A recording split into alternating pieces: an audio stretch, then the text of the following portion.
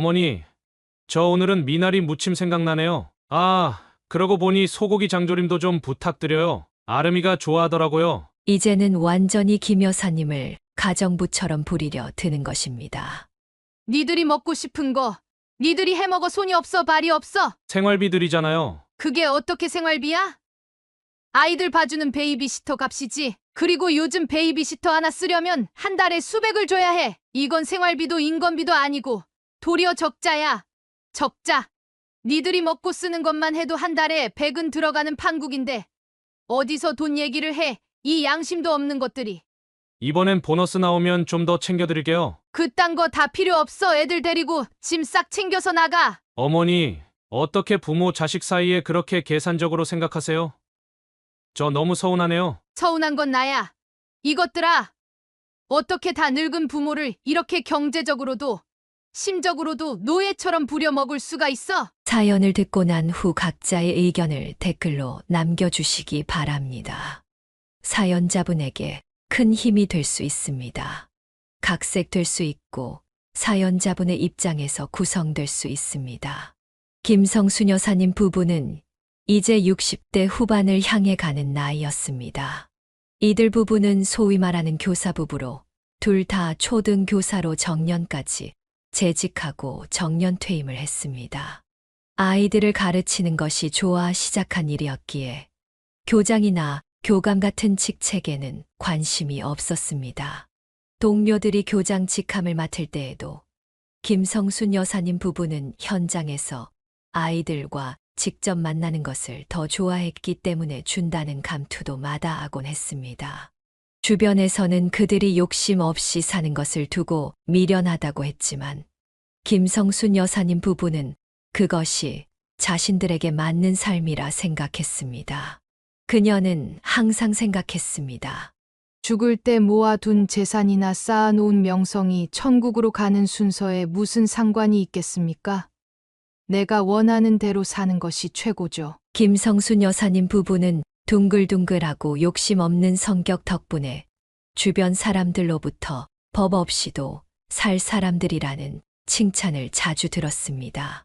그러나 그들은 사람이면 이처럼 사는 것이 당연하다고 생각하고 있었습니다. 교사의 정년은 만 62세까지였습니다. 나이로 64세 정도가 되면 정년을 맞이하게 됩니다. 원래는 교사도 다른 공무원들과 같이 정년이 65세였지만 IMF 이후로 교원 감축을 위해 정년이 62세로 줄었고 이 제도는 지금까지 유지되고 있었습니다. 사실 요즘은 학생 수가 줄어 교사가 넘치는 상황이라 정년이 다시 늘어날 가능성은 없어 보였습니다.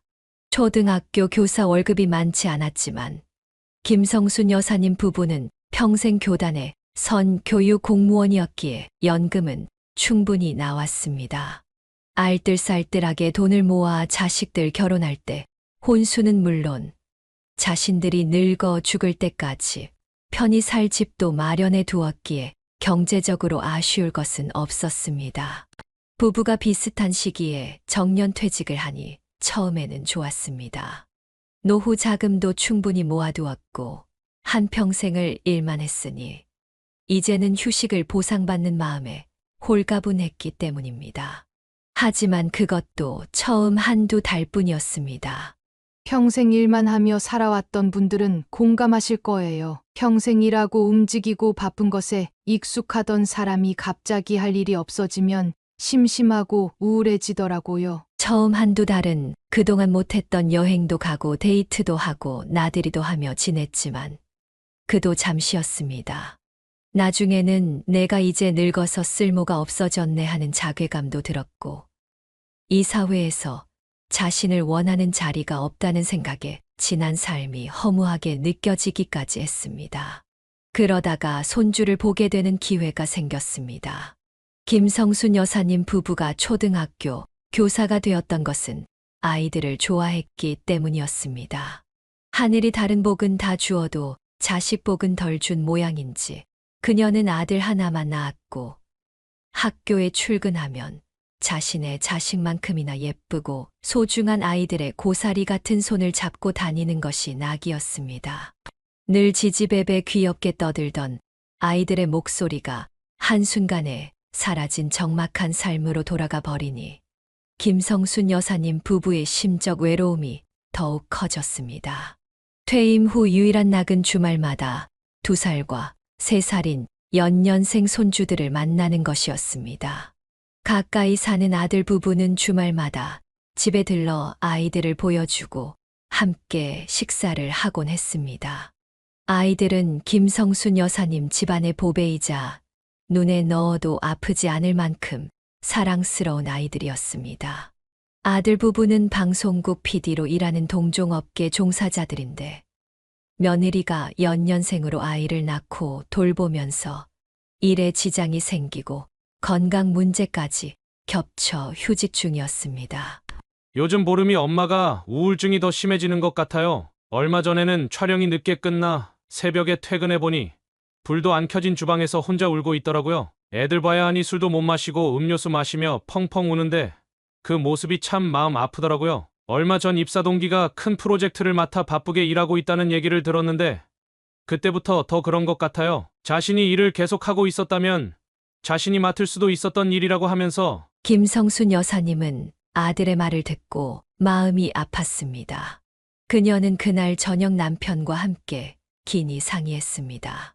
김 여사님과 남편 모두 이제 68살로 적지 않은 나이에 아무리 은퇴 후 삶이 적적하고 힘들다 해도 초등학생 아이들을 가르치는 것과 아직 기저귀도 못된 어린아이 둘을 돌보는 것은 난이도가 천지 차이였기에 선뜻 그러마 할 수 있는 문제는 아니었습니다. 며칠간 틈날 때마다 남편과 김 여사님은 머리를 맞대고 고민과 상의를 거듭한 끝에 결단을 내렸습니다. 아직 애들이 어려서 어린이집은 힘들어도 5살이 되면 유치원은 보낼 거 아니니? 그럼 우리가 애들 각자 유치원 갈 나이까지만이라도 봐줄까? 어머니, 그게 정말이세요? 그래. 솔직히 너희 아버지나 나나 이제 나이가 들어 쉽지는 않을 거야. 애들 주말에 하루 와서 노는 것도 놀아주고 나면 진이 빠지는데 매일 보는 게 어디 쉬운 일이겠니? 그래도 유치원 갈 나이 되면 요즘은 아이 돌보미 서비스 이런 것도 잘 되어 있으니 퇴근 시까지 애 봐줄 사람 없어 걱정 안 해도 될 거고 혹여나 야근하고 이러면 우리 집이 또 가까우니 잠깐 봐줄 수도 있는 거고. 하지만 지금은 애들이 어려서 불안하다 이거 아니니. 그러니 23년 정도는 우리가 돌봐줄게. 그래.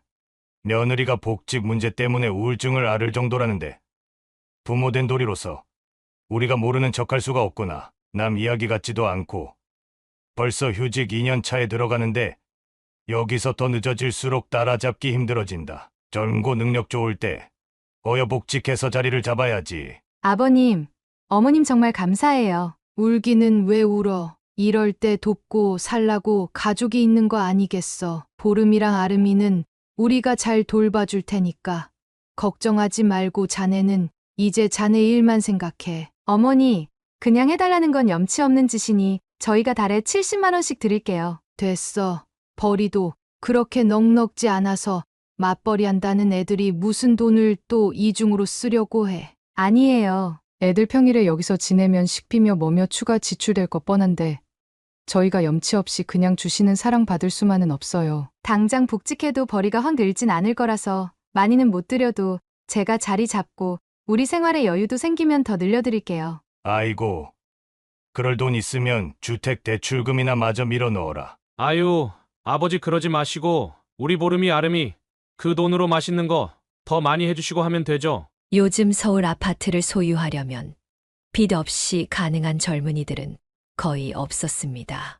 김 여사님 부부는 평생 교편만 잡으며 욕심 없이 살았기에 10억이 훌쩍 넘는 아파트를 빚 없이 사주기엔 무리였습니다. 때문에 아들 내외는 김 여사님 부부가 보태준 돈에 대출을 좀 해서 집을 얻었고 아이 둘과 아들내미 월급만으로는 생활이 간당간당한 상황이었으니 금전적 걱정도 있었을 것입니다. 솔직히 이제 은퇴하고 노후 준비 다 끝난 늙은이 둘이 돈 쓸 일이 뭐 그리 많겠어요. 다달이 70 받아서 무슨 부귀영화를 누리겠다고요. 돈을 바라거나 대가를 바라고 한 일이 아니었기에 그녀는 손주들을 돌보기로 결정했습니다. 자식들은 아직 앞길이 창창한 젊은이들이었고 며느리가 그렇게 맘고생하고 있다는데 모르는 척할 수는 없었기 때문이었습니다. 은퇴 후 몇 년 동안 적적하게 지내며 우울해지려던 찰나에 예쁘고 귀한 손주들을 매일 보며 함께 지내는 것이 삶의 허무함과 무료함을 덜어줄 것 같았습니다. 제 또래 혹은 저보다 인생 선배님이신 분들은 공감하실 거예요. 이렇게라도 내게 쓰임새가 있다는 것, 아직 가족과 사회가 날 필요로 해준다는 것이 저희 부부에게는 보름이고 또 행복이었죠. 하지만 그렇게 호의와 선의로 시작한 아이 돌봄은 김 여사님의 생각처럼 흘러가지 않았습니다. 호의가 계속되면 권리인 줄 안다는 아이들의 우스갯소리 농담처럼 월 70 손주들 먹이고 입히는 데 쓰면 남지도 않는 그 돈을 자기들이 대가로 지불한다는 생각을 한 모양인지 아들 부부는 점점 그녀를 고용인 대하듯 하기 시작했습니다. 베이비시터 써본 경험이 있는 사람들은 알겠지만 아침에 1시간 아이들 등원 도우미만 해도 시급이 12,000원은 받았습니다. 등원만 시키는 것도 한 달에 20만 원은 줘야 쓸 수 있습니다. 그런데 김 여사님은 손주 둘을 하루 종일 봐주며 입히고 재우고 먹이는 일을 도맡았습니다. 직접 좋은 재료로 음식을 만들어 먹였고 외할머니의 사랑을 단순히 돈으로 환산할 수 없었습니다. 그런데도 아들 부부는 김 여사님을 고용인처럼 대하기 시작하니 점점 괘씸해졌습니다. 원래 약속은 주 5일 평일에만 아이들을 봐주기로 했었습니다. 그리고 평일에도 먼저 퇴근하는 사람이 집에 들러 아이들을 픽업해 데리고 가기로 했습니다. 그러나 그 약속이 잘 지켜진 것은 처음 한 달뿐이었습니다. 그 이후부터는 온갖 핑계를 대며 아이들을 김 여사님 집에 재우려고 했습니다. 사실 방송국 PD 일이라는 들쭉날쭉합니다. 출퇴근이 칼같이 정해져 있는 직장인들과 다르게 야간 촬영이 있을 수도 있고 촬영이나 편집이 연장되어 늦게 퇴근하는 일이 빈번하기 마련이었습니다. 일이 바빠 그렇다는 핑계 앞에서는 어쩔 수 없다고 느껴 김 여사님도 이해하려 했습니다. 며느리도 복직한 지 얼마 안 되어 일에 적응해야 할 것이고 아들도 요즘 부쩍 일이 많아졌다고 했기 때문에 일이 많으면 돈 많이 벌고 좋지 않겠냐는 마음으로 좋게 넘어가려 했습니다. 그러나 어느 순간부터는 일이 많아서가 아니라 아이들을 맡기려고 일 핑계를 대는 것이 아닌가 하는 의심이 들기 시작했습니다. 어떤 날은 밤 11시가 되어서 두 부부가 술 냄새를 풀풀 풍기며 같이 와서는 회식이 어쩌고 하는 소리를 한 적이 있었습니다.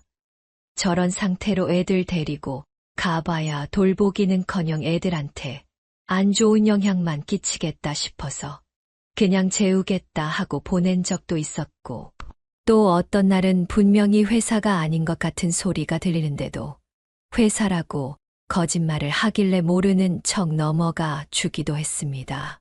그런데 점점 상황이 악화되었습니다.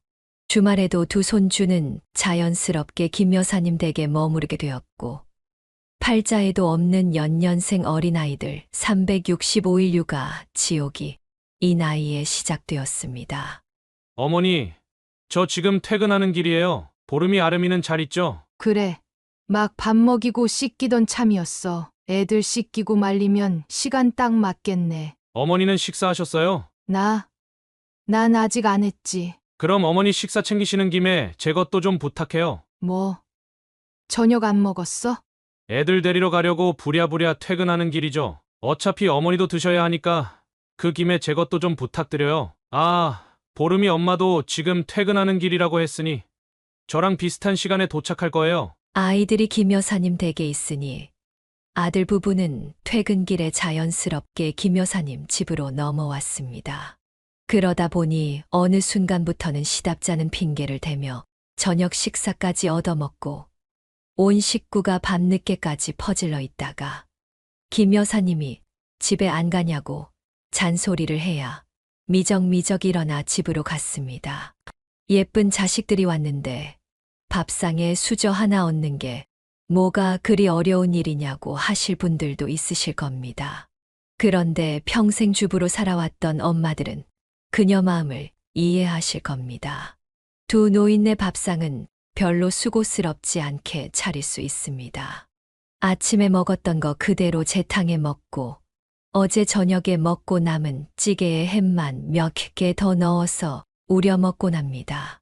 그런데 애들한테 두 부부가 먹다 남긴 걸 또 주기에는 너무 성의가 없어 보였습니다.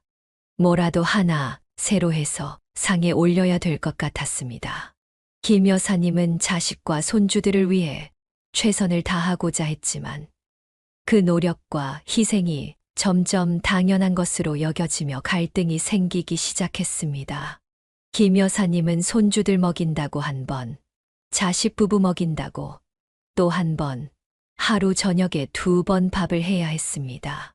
그리고 30이 넘은 자식들이 부모님 댁에 와서 밥을 얻어먹었으면 설거지 정도는 해야 예의가 아닐까요? 하지만 아들 부부는 일하고 와서 피곤하다는 핑계로 설거지조차 하지 않고 부모 집에 와서는 아이들이 소리를 지르거나 울고 떼를 쓰더라도 신경도 쓰지 않았습니다. 이제 70을 바라보는 김 여사님이 밥을 차리고 수저까지 얹어줘야 겨우 밥을 먹고는 또다시 소파에 퍼질러 앉아 아이들 돌보는 일은 김 여사님 부부에게 맡긴 채 TV나 보면서 시간을 보내곤 했습니다. 하루는 김 여사님의 인내심이 한계에 달했습니다. 야, 이 인정머리 없는 것들아. 인간적으로 밥을 먹었으면 설거지는 해야 할 거 아니니? 나는 언제까지고 젊을 것 같아? 나 이제 환갑이 넘어도 한참 넘은 나이야. 내가 23살 먹은 어린 손주들도 아니고 30 넘은 너희 저지른 것까지 닦아주고 다녀야 하니? 또 무슨 말씀을 그렇게 하세요? 맞아요. 저희가 생활비 넉넉히 드리잖아요. 뭐 생활비 꼴랑 70. 사회생활 한다는 것들이 물가 상승률은 생각 안 하니? 너희 내 식구 먹는 밥값만 한 달에 50은 들 거다. 인건비도 안 나오는 소리 하지 말고 당장 궁둥이 들고 너희 새끼들이 어질러 놓은 장난감 치워. 그녀는 몇십 년 교편을 잡았던 사람이라 사생활에서도 험한 말은 안 하려고 무던히 애쓰며 살아왔습니다. 말버릇은 곧 습관이니 집에서 함부로 하는 말은 한참 배울 나이인 아이들 앞에서 실수라도 한마디 했다가는 아이들이 금세 따라 배울까 걱정했기 때문입니다. 그러나 아들 부부의 이러한 행태는 아무리 김 여사님이 참을 인자를 써도 더 이상 참을 수 없게 만들었습니다. 아들 부부는 김 여사님이 이렇게 화를 낼 때만 잠시 말을 듣는 척하다가 금세 또 원래대로 돌아갔습니다. 게다가 돈 줬으니 됐다는 태도는 김 여사님을 완전히 그들의 가정부로 취급하는 것이나 다름없었습니다. 날이 갈수록 아들 부부의 태도는 점점 더 심해졌습니다. 급기야 그들은 김 여사님 집에서 잠까지 자고 가려고 했습니다. 아니, 너희 집보다 넓고 좋은 집 놔두고 여기서 왜 퍼질러 있는 거야? 에이, 어차피 우리는 밤늦게까지 일해서 거의 잠만 자는데 애들 여기 있는데 전기세, 가스 요금 2배로 나갈 일 뭐 있어요? 맞아요. 어머니, 어차피 다 벌어서 모으려고 하는 건데 이렇게라도 아껴야죠. 맞아요. 요즘 가스 요금도 엄청 올라서 그것도 부담돼요. 김 여사님은 은퇴 후 수입이 없는 자신들을 두고 자식들이 돈 아끼겠다는 소리를 듣고 참을 수 없었습니다. 지금 은퇴해서 수입 한 푼 없는 부모 앞에서 그게 할 말이니? 너희 돈만 돈이고 우리 돈은 돈도 아니라 이거야? 막 써도 되는 거야? 어머니는 또 무슨 말씀을 그렇게 하세요? 연금도 빵빵하게 나오고 노후 준비도 다 끝내신 분이, 그리고 또 우리 부부 잘 나가서 돈 잘 벌게 되면 어련히 알아서 챙겨드리려고요. 맞아요. 어머님, 이번에 예능국에서 대형 프로젝트 하나 나가니까 좀만 기다려 보세요. 저희가 호강시켜 드릴게요. 호강? 그런 건 바라지도 않는다. 제발 이제 그만 좀 괴롭혔으면 하는 마음뿐이다. 김 여사님은 왜 주변에서 손주들을 봐주겠다고 했을 때 경험자들이 그만두라고 발 뻗고 말렸는지 이해가 되기 시작했습니다. 낳았다고 다 부모가 아니듯 자식이라고 해서 부모에게 이리 바라기만 해서는 안 되는 것 아닐까요?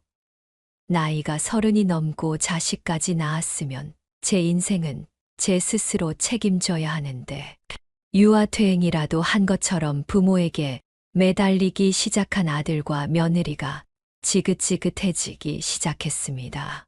한겨울에는 추워서 나가기 싫다며 퇴근하면 아예 김 여사님 집에 붙어 살았습니다. 며느리는 시댁이 불편하지도 않은지 거실에 배를 깔고 누워서 제 집 안방처럼 지내기 시작했습니다. 물론 시부모를 편하게 생각해주고 자주 찾아주는 것은 좋은 일이지만 사람의 정도가 있어야죠. 김 여사님은 이들이 친자식이 아니어서 꼴 보기 싫은 것이 아니라 아들까지도 점점 보기 싫어졌습니다. 애들이 집에 있을 때는 거실에서 TV를 보는 건 고사하고 집안을 자유롭게 돌아다니지도 못했습니다. 어머님, TV 소리 좀 줄여주시면 안 돼요? 저 철야 촬영하고 이제 들어왔는데 너무 시끄러워서 잠을 못 자겠어요. 너희 집 가서 자. 내가 내 집에서 TV도 내 맘대로 못 보니? 너무 피곤해서 그래요. 이러고 집에 가다가 사고라도 내면 어떡해요. 그리고 어머니, 거실 왔다 갔다 하실 때 발소리 좀 작게 내세요. 아랫집 사람들이 뭐라고 안 해요? 작은 방까지 쿵쾅쿵쾅 울릴 정도인데 매너 없게 진짜. 이것들이 지금 엄마한테 못하는 소리가 없어. 김 여사님의 남편도 점점 인내심의 한계에 다다랐습니다. 남편 역시 평생 교편을 잡았던 사람이라 젊은 시절에는 호랑이 같은 아버지였지만 이제는 이빨 다 빠진 할아버지가 되었습니다. 그래도 그 성격은 어디 가지 않았습니다. 남편이 나타나서 호통이라도 쳐야 아들 녀석은 조금 조용해졌지만 며느리는 전혀 달라지지 않았습니다. 그렇다고 시아버지가 며느리를 손주들처럼 혼낼 수는 없으니 며느리는 더욱 기고만장해졌습니다. 방송국 일이라는 게 원래 힘들고 촬영이 정해진 시간 안에 끝나지 않는 경우가 많아 PD나 스태프들의 고충이 많다는 것을 김 여사님은 이해했습니다. 그렇지만 다 늙은 나이에 김 여사님이 이렇게 사는 것도 말이 안 되는 일이었습니다. 며느리의 복직은 성공적이었고 일이 점점 늘어났습니다. 시국으로 인해 방송국이 때 아닌 호황을 맞으면서 아들 녀석의 일도 많아졌습니다. 그러다 보니 아들 부부는 시간 개념 없이 일을 나가고 퇴근해서 들어오면 씻고 자기 바빴고 점점 자기 자식들은 뒷전이 되기 시작했습니다. 결국 불쌍한 것은 아이들이었습니다.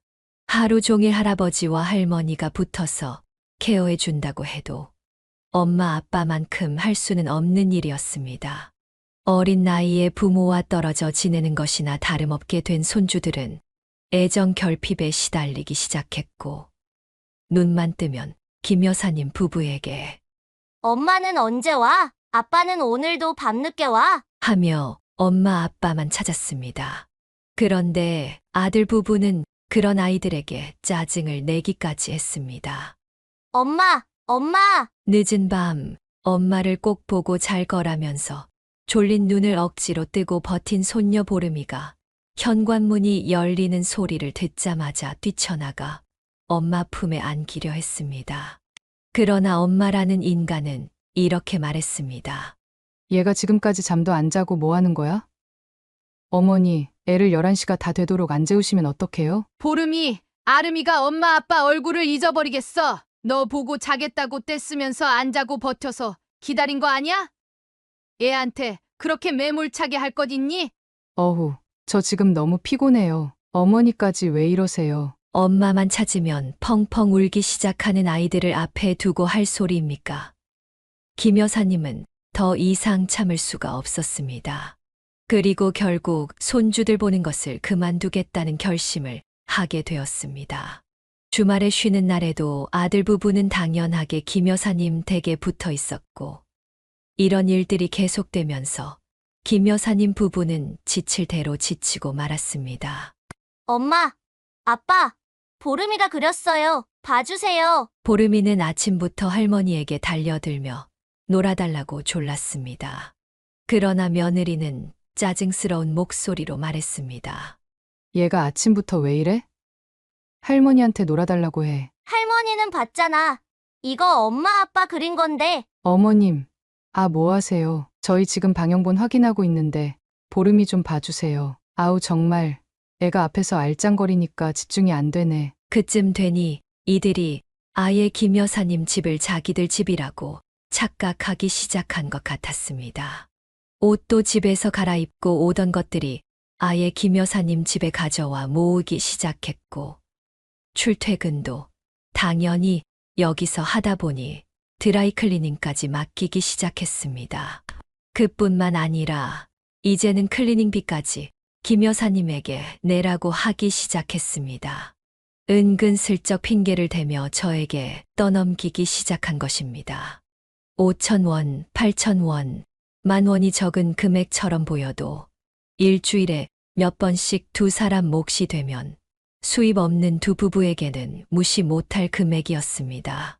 몇 달이 지나니 이제는 고작 70만 원 주고 저들이 상전인 것처럼 굴기 시작했습니다. 어머니, 저 오늘은 미나리 무침 생각나네요. 그러고 보니 소고기 장조림도 좀 부탁드려요. 아름이가 좋아하더라고요. 이제는 완전히 김 여사님을 가정부처럼 부리려 드는 것입니다. 니들이 먹고 싶은 거 니들이 해 먹어. 손이 없어, 발이 없어? 생활비들이잖아요. 그게 어떻게 생활비야? 아이들 봐주는 베이비시터 값이지. 그리고 요즘 베이비시터 하나 쓰려면 한 달에 수백을 줘야 해. 이건 생활비도 인건비도 아니고 도리어 적자야. 적자. 니들이 먹고 쓰는 것만 해도 한 달에 100은 들어가는 판국인데 어디서 돈 얘기를 해. 이 양심도 없는 것들이. 이번엔 보너스 나오면 좀 더 챙겨드릴게요. 그딴 거 다 필요 없어. 애들 데리고 짐 싹 챙겨서 나가. 어머니, 어떻게 부모 자식 사이에 그렇게 계산적으로 생각하세요? 저 너무 서운하네요. 서운한 건 나야. 이것들아. 어떻게 다 늙은 부모를 이렇게 경제적으로도 심적으로도 노예처럼 부려먹을 수가 있어? 이렇게 갈등만 쌓여가던 어느 날이었습니다. 큰돈 들어갈 일이 생기고 말았습니다. 남편의 치아 문제가 발생한 것입니다. 남편은 원래부터 치아가 약한 편이어서 치과에 돈을 꽤 많이 썼는데 이제는 더는 유지가 힘든 상황에 이르렀습니다. 얼마 전부터는 고기도 제대로 씹어 먹지 못할 정도로 고생하고 있었습니다. 병원에서는 틀니보다는 임플란트를 권했는데 비용이 2천만 원 가까이 나왔습니다. 치아보험이라도 들어놓을 걸 하는 후회가 막심했지만 이미 때는 늦었습니다. 남편은 제대로 음식을 먹지 못해 점점 수척해져 갔습니다. 영양 섭취를 제대로 못하니 건강이 염려되기 시작했습니다. 그동안 모아둔 돈으로 넣어둔 적금을 깨면 치료하고도 남겠지만 10년 만기에 이제 만기를 1년 정도 남기고 있던 상황이라 이걸 깨기는 좀 아깝기도 하고 그렇다고 담보대출을 받자니 덜컥 겁도 나고 결국 김 여사님은 아들 부부에게 잠깐 돈을 빌리기로 결심했습니다. 너희 아버지 저렇게 힘들어 하시는데 더 미뤄선 안 될 것 같다. 임플란트 치료. 그것도 보통 아프고 힘든 게 아니라는데 하루라도 빨리 해야지. 딱 1년만 빌려주면 적금 만기 되는 날 이자 쳐서 갚을게. 김 여사님은 미심쩍어하는 녀석들에게 적금 통장까지 보여주며 차용증까지 쓰고 나서야 돈을 빌려 남편의 임플란트 치료를 시작할 수 있었습니다. 그러나 돈을 빌려준 뒤로 아들 부부는 이것을 약점으로 잡았다고 생각했는지 태도가 더욱 심해졌습니다. 세상에 이런 상전들이 따로 없습니다. 사채업자도 이런 식으로 사람을 괴롭히진 않을 것 같았습니다.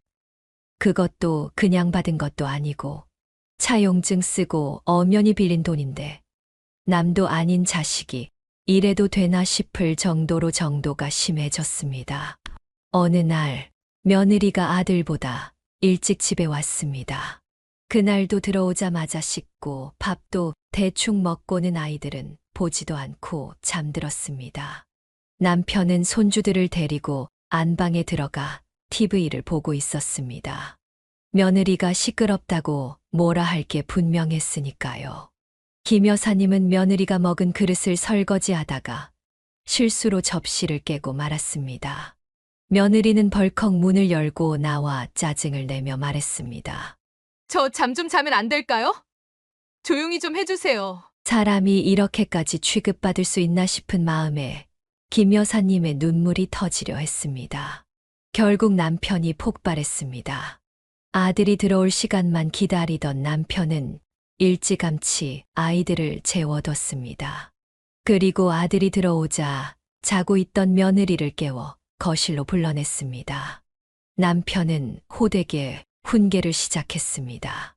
아들은 어릴 때부터 엄한 아버지에게 혼나며 자라왔던 기억이 있어서 그런지 깨갱하며 듣고만 있었지만 며느리는 눈치도 없이 꼬박꼬박 말대꾸를 했습니다. 네 엄마가 니들 종이냐? 남도 이렇게는 안 하는데 자식이라는 것들이 이래도 되는 거야? 내가 도저히 보고 못 참겠다. 애들 봐준다고 했지. 30 넘은 너희들 뒷수발까지 해주겠다고 한 적 없어. 언제까지 너희 엄마랑 내가 너희 눈치 보며 살아야 해? 나도 요즘 치료받느라 몸이 아픈데 너희만 아프고 힘들어? 그래서 돈 드리고 있잖아요. 며느리의 대꾸에 남편이 기가 막혀 말을 잇지 못하자 아들이 덧붙였습니다. 2천도 저희가 해드렸잖아요. 그거 아니면 아버지 치료나 시작하셨겠어요? 그게 너희가 그냥 준 거냐? 빌린 거잖아. 무슨 차용증이니 뭐니 서류까지 써가면서 내가 이자 쳐서 갚는다고 했어. 누가 보면 내가 너희들한테 구걸한 줄 알겠구나. 아버지도 자식들한테 너무하시네. 돈 100으로 올려드릴 테니까 그만 좀 하세요. 전하, 이 사람이나 피곤해서 이제 그만 쉬어야 하는데 이 오밤중에 이게 무슨 짓이세요? 남편이 혈압이 오르는 표정으로 뒷목을 잡고 쓰러지려는 것을 김 여사님이 겨우 말려 사태를 일단락했습니다. 다음 날 며느리는 미안한 듯 고급 굴비 세트를 사왔습니다. 말은 없었지만 그래도 자식들이 부모를 잊지 않았다는 생각에 마음이 조금은 풀어졌습니다. 12마리 세트인 굴비로 매일 저녁 푸짐하게 먹었습니다. 아이들에게도 먹이고 하루는 낮에 한 마리만 구워서 남편과 나눠 먹기도 했습니다. 맛이 아주 좋아서 먹어도 생각이 났습니다. 그러나 토요일 저녁 며느리가 굴비 상자를 열어보며 말했습니다. 어머님, 굴비가 왜 5마리밖에 안 남았어요? 지금까지 구워 먹은 게 6마리인데 왜 5마리뿐이에요? 아, 그거 나랑 너희 아버지가 낮에 한 마리 구워서 점심으로 나눠 먹었는데 왜 그걸 제 허락도 없이 구워 드세요? 염치가 있으셔야지. 나이 들면 욕심만 는다더니 아버님은 치아도 안 좋으신다는 분이 좋은 건 또 아셔서 아주 알차게 열심히도 드셨네. 너야말로 쪼잔스럽게 한 마리 가지고 어른한테 그게 무슨 말버릇이니? 더럽고 치사해서 내가 사주면 될 거 아니야. 이거 제가 산 게 아니라 선물로 들어온 거라고요. 아시겠어요? 어머니가 아니라 저한테 선물 온 거라고요. 아참, 이거 집에 가져가서 구워 먹으려고 했는데 왜 맘대로 다 구워 드시고 난리예요? 순간 김 여사님은 눈앞이 번쩍했습니다. 사람이 눈이 돈다는 게 이런 걸까요? 야, 내가 그 굴비 세트 똑같은 걸로 한 상자 사줄 테니까 먹다 남긴 굴비 놔두고 썩 꺼져. 짐 싹 싸가지고 이 애들 데리고 꺼지라고. 보자 하니까 어른이 뭘로 보이는 거야? 이 새끼들이며 네 뒤까지 닦아주며 사는 늙은 부모가 그깟 굴비 하나 먹은 게 그렇게 큰 죄니? 굴비에 금이라도 처발라놨어? 뭐해? 당장 집 안 싸고 왜 굴비 한 상자가 저거 2상자 사주리? 어머니, 죄송해요. 제가 너무 피곤해서 살짝 어떻게 됐었나 봐요. 요즘 맡고 있는 프로그램 출연진 중 하나가 너무 인격파탄이라 스트레스가 많이 쌓여서 정말 죄송해요. 김 여사님이 그렇게 화를 내는 걸 처음 본 며느리는 적잖이 놀란 듯 보였습니다. 잘못을 깨달았는지 며느리는 싹싹 빌었습니다. 어린아이들이 듣고 있기도 하고 계속 화를 내기에도 무리가 있어 김 여사님은 화를 사겼습니다. 하지만 그동안의 서름이 어디 하루 이틀 일이었을까요? 며칠은 눈치가 보였는지 며느리는 퇴근 후 아이들을 데리고 집으로 가는 척 하더군요. 그렇게 갈등만 깊어지던 어느 주말이었습니다. 아들은 주말 촬영을 나가 집에 없었고 며느리는 주말 낮부터 아이들을 데리고 김 여사님 집으로 왔습니다. 이틀을 내리 집에 못 들어오고 밤새 촬영을 해서 너무 피곤해 죽겠어요. 그럼 애들만 데려다 놓고 집에 가서 잘 것이지. 굳이 김 여사님 집에서 자려고 했습니다. 분명히 주는 밥 얻어먹고 수발 받으려고 하는 속셈이 보였습니다. 그런데 이걸 어쩌나요? 김 여사님은 모처럼의 주말에 퇴임한 교사 동료, 부부들을 집에 초대해 좋은 시간을 보내고 있었습니다. 남자들은 아침 일찍부터 모여 산을 타러 나갔고, 여자들은 김 여사님 집에 모여 단출하게 식사를 하고, 간식을 먹으며 간만에 회포를 풀며 즐거운 시간을 보내고 있었습니다. 손주들도 할머니들 사이에서 한껏 예쁨을 받고 있었습니다. 두어 시간이 지나자 며느리가 방에서 나왔습니다. 그런데 늙어서 눈이 침침해진 김 여사님이 봐도 신경질이 가득한 얼굴이었습니다. 며느리 표정은 시끄러워 죽겠다는 표정이었습니다. 손님이 많아 대놓고 말하지 못할 뿐 그렇게 시끄럽고 짜증이 나면 제 집으로 가면 될 것을 버티고 있는 것도 이해가 되지 않았습니다. 며느리는 화장실에 들어갔다 나오더니 이쪽은 보지도 않고 주방으로 쑥 들어갔습니다. 뭘 하나 싶었더니 라면 끓이는 냄비를 꺼내 우당탕 요란한 소리를 내며 라면을 끓이려 했습니다. 아무리 미워도 김 여사님은 그냥 넘어갈 수 없었습니다. 며칠 잠도 제대로 못 잤다면서 라면이 웬 말이니? 이리 줘라. 내가. 됐어요. 노느라 바쁘신 것 같은데 그냥 두세요. 언제부터 절 신경 썼다고 그러세요? 얘가 손님들도 계신데 말버릇 좀 봐. 내 아들도 이러진 않아. 어디서 배워먹은 버르장머리니 너만 힘들고 피곤하고 바빠? 김 여사님의 말에 순간 공기가 차갑게 가라앉았습니다. 이 놓친 애들은 기운도 넘쳐 새벽같이 산 타러 간다더니 왜 오질 않아? 점심은 먹었나 몰라? 있어 봐. 내가 전화해 볼 테니까. 손님들은 그렇게 딴청을 부리며 부랴부랴 하나둘 자기 남편을 찾으러 돌아갔습니다. 오랜만에 모임이 엉망이 된 것입니다. 굴비 사건 때보다도 더 화가 났습니다. 이제는 애들이 듣건 말건 김 여사님의 눈에 뵈는 게 없었습니다. 너 지금 무슨 짓거리니? 해도 너무하는구나. 처음에는 시댁을 내 집처럼 편히 생각하고 날 내 부모처럼 편히 생각한다 싶어서 귀엽게 봐주려 했고 나도 애들 보는 건 좋고 행복해서 참으려고 했지만 이젠 도저히 못 넘어가겠다. 며느리는 이번에도 위험을 감지했는지 빠르게 자세를 낮추며 사과했습니다. 죄송해요, 어머니. 제가 너무 피곤한 상태여서 예민하다 보니까 잠을 잘 못 자서 그런 것 같아요. 그런 핑계. 사과 같지도 않은 사과도 더는 필요 없어. 죄송해요, 어머니. 안 그래도 요즘 제가 너무 죄송해서 이번 달엔 100만 원 넣어드리려고 했어요. 일주일 일찍 드릴게요. 이번에 보너스가 좀 나오기도 했고. 그리고 2천만 원은 천천히 갚으셔도 돼요. 저희는 급한 거 없으니까요. 여기서 돈 이야기가 왜 나와? 그깟 돈 좀 빌리고 너한테 애들 돌봄비 몇 푼 받는다고. 너 진짜 내가 무슨 거렁뱅이처럼 보이니? 그런 거 아니에요, 어머니. 무슨 말씀을 그렇게 하세요. 그런 게 아니긴 뭐가 아니야. 내가 너희한테 한 달에 70씩 줄 테니 내가 우리 부부 모셔봐. 내가 너희들한테 하는 것까진 바라지도 않아. 그 반에 반만이라도 할 수 있겠니? 고작 70이 어쩌니 하면서 불평불만이나 하고 괴롭히기나 하겠지. 어머니, 제 이야기를 좀 더 들어보세요. 들을 것도 없다. 동료들 앞에서 망신까지 당한 마당에 나도 더는 따질 게 없다. 김 여사님은 그 자리에서 아이들 옷을 싹 입혀 며느리 손에 기저귀 가방을 들려주고 현관 밖으로 내쫓았습니다. 마침 그때 소식을 들은 남편이 부랴부랴 등산복 차림으로 돌아왔습니다. 당황한 며느리를 문 밖으로 몰아내며 김 여사님은 남편에게 소리쳤습니다. 며느리에게 들으라는 말이었습니다. 저것들 다시는 내 눈에 안 뜨이게 해. 만일 저것들 다시 집에 들이면 암만 당신이라도 다신 안 보고 살 거야. 이혼이야. 알았어. 안 그래도 그만하려고 뛰어왔어. 당장 쫓아내려고. 남편은 현관문을 팡 닫아버렸고 김 여사님은 밖에서 문을 두드리거나 말거나 아랑곳하지 않고 전화를 꺼버렸습니다. 남편도 전화를 꺼놓고 김 여사님 부부는 오랜만에 평화롭고 조용한 주말을 보냈습니다. 다음 날 아침 김 여사님은 은행 문이 열리자마자 달려가 적금을 해지하고 빌린 돈 2천만 원을 송금했습니다.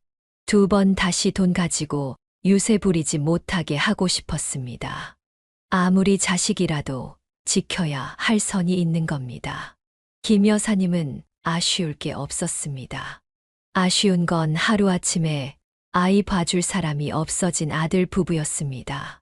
역시나 다음 날부터 며느리와 아들은 번갈아 전화를 하며 싹싹 빌기 시작했습니다. 다시는 안 그러겠다면서 별말 같지도 않은 사과를 하며 부탁해왔습니다.